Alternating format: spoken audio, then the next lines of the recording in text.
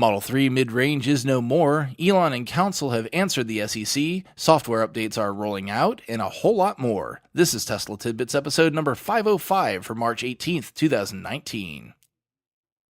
This show is sponsored by my supporter Richard at the sponsor tier level, and I thank him very much for his above and beyond support. So this show is going to be a little bit longer than usual. I hope you'll indulge me because between the Model Y event, my illness, and other factors, I've been behind on news, and I think you'll all enjoy everything that I've got for you today. We started Electrek with the most pertinent information to kick off the week, and that's if you'd been holding off on ordering a mid-range Model 3, your time is up, as Tesla has removed it from the lineup as of late Saturday, March 16th. This is a prediction I made long ago when the trim level was announced, that once the standard range version of the car was available, this would vanish into thin air. While not a bold prediction like the ones I make at the beginning of each year, especially given that they added the standard range plus option, this idea wasn't really going out on a limb or anything. But I was nonetheless on point with this one.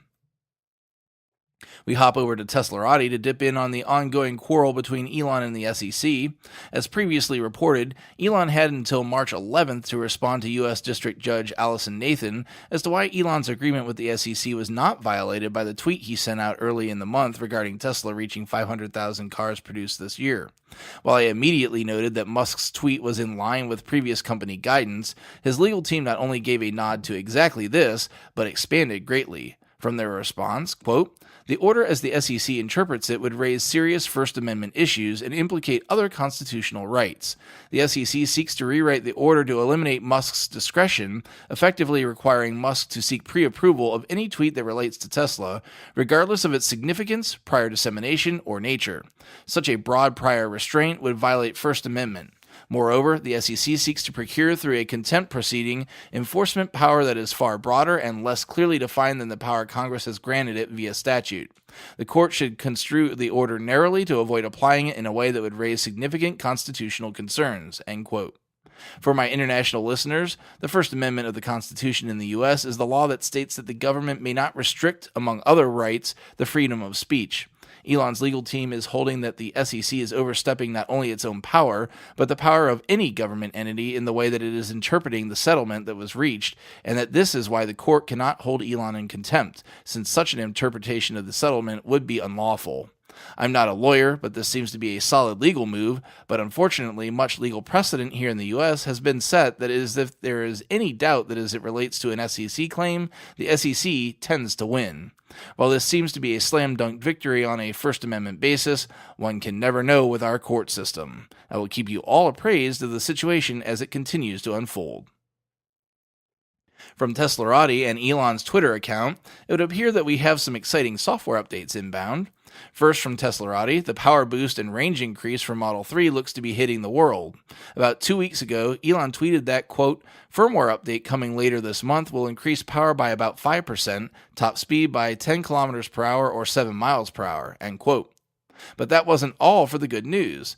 Elon tweeted out that the software that allows users to disable lane change confirmation for Navigate on Autopilot is rolling out. When responding to a Twitter user looking for a timeline, he said, quote, "Started rolling it out a few days ago. Always start slow, find rare corner case issues, fix them, continue rollout," end quote. From the sounds of this is a very limited rollout at this time, so it's probably just in the early access program right now, but at least we know that the cogs of the machine have begun to turn. These last two stories come from Elon tweets, and my folks in the right-hand drive locales out there will want to listen up. We've got our most definitive time frame yet on when you'll start getting your vehicles. Right-hand drive countries can expect deliveries to begin sometime between June and the end of August. Elon answered a Twitter user saying, quote, "Might arrive by June, but definitely before end of summer," end quote.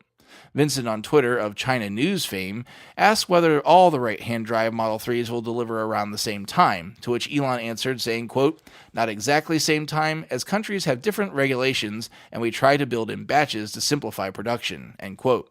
So it looks like there may be some staggering, but you should be finally seeing cars in late Q2/Q3 this year, and we can then finally close the book on the Model 3 launch and start looking forward to totally obsessing over the launch of Model Y. Lastly, just a reminder that by the time you hear this, the pricing on all Teslas, save for the $35,000 US Model 3, will be going up worldwide. In a story that I missed due to all the stuff going on around me, many Tesla stores are actually now going to remain open, ostensibly because there were issues in getting out of leases in many locations. Regardless of reasoning, this made continuing on with the price drops across the company's line promised after the announcement of the $35,000 US Model 3 an issue. So due to this, Tesla set a deadline and the prices have increased. While overall this still remains a price drop, it is not as much as previously expected.